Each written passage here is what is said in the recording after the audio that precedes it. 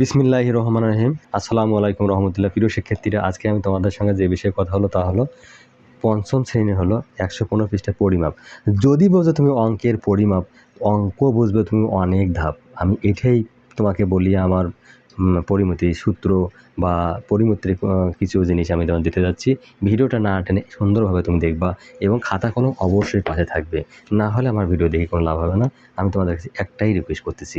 আচ্ছা, তাহলে এখন পরিমাপ কাকে বলে? আমরা বলি পরিমাপ 115 পৃষ্ঠা, হ্যাঁ, তার নাম হলো পরিমাপ। ঠিক আছে, পরিমাপ মানে প্রথমেই বলছি যদি বোঝো তুমি পরিমাপ, অঙ্কের বুঝবা তুমি অনেক ধাপ। আচ্ছা দেখো পরিমাপ কি, প্রথমে বলছে পরিমাপ কি।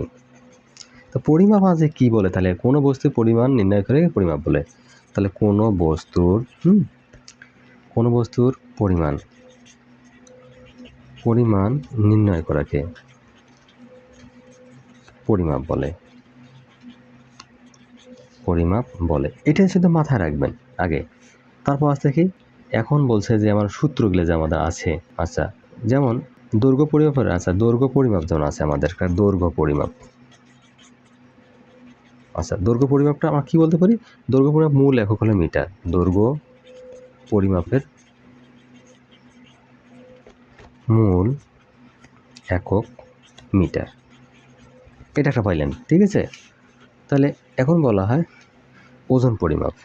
ওজন আমরা একটা লাল কালি দিয়ে আমরা ইন্ডিকেট করে দিই, তাহলে তোমাদের জন্য ভালো হবে। হ্যাঁ, আচ্ছা, ওজন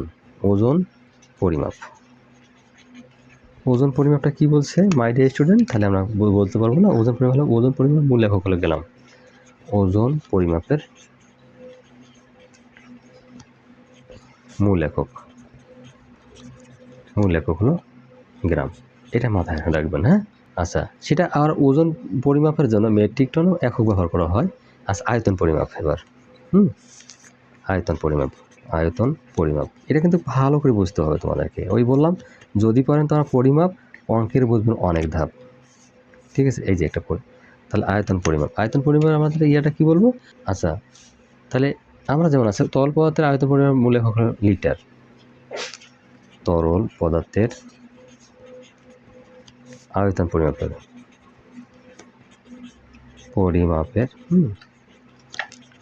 মূল একক কি? লিটার। লিটার। ক্লিয়ার?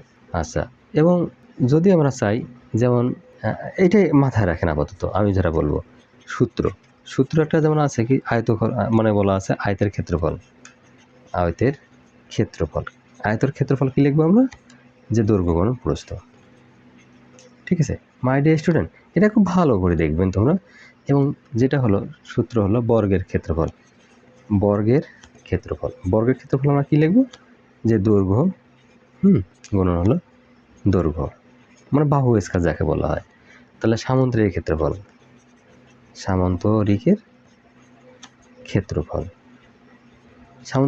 হলো ভূমি গুণন হলো উচ্চতা। ঠিক আছে মাই ডিয়ার স্টুডেন্ট, সামান্তরিক ক্ষেত্রফল হলো ভূমি গুণন উচ্চতা। ত্রিভুজের ক্ষেত্রফল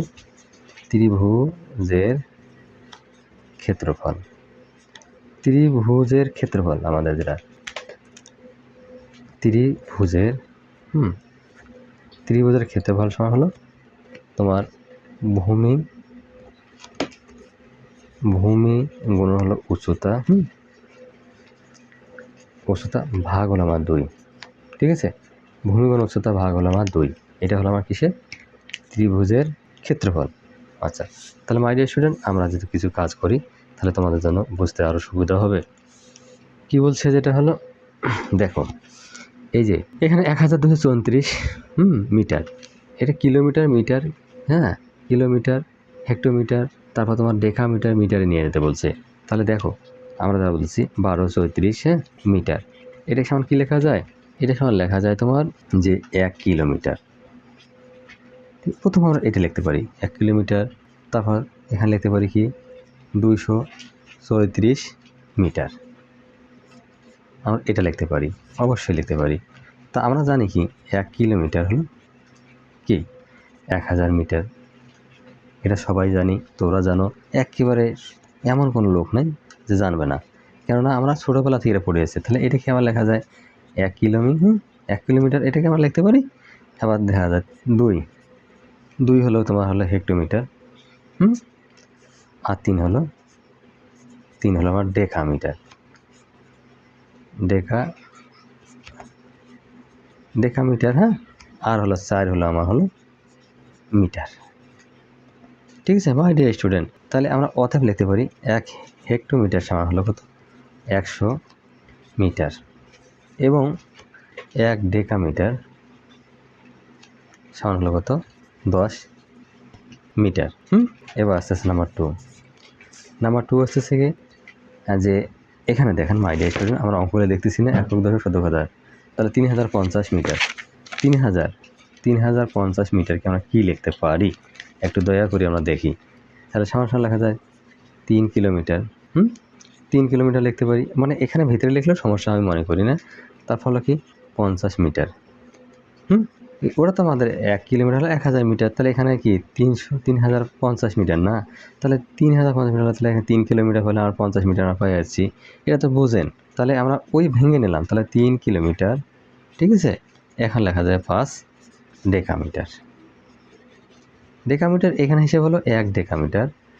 1 ডেকামিটার সমান হলো আমার হলো 10 মিটার।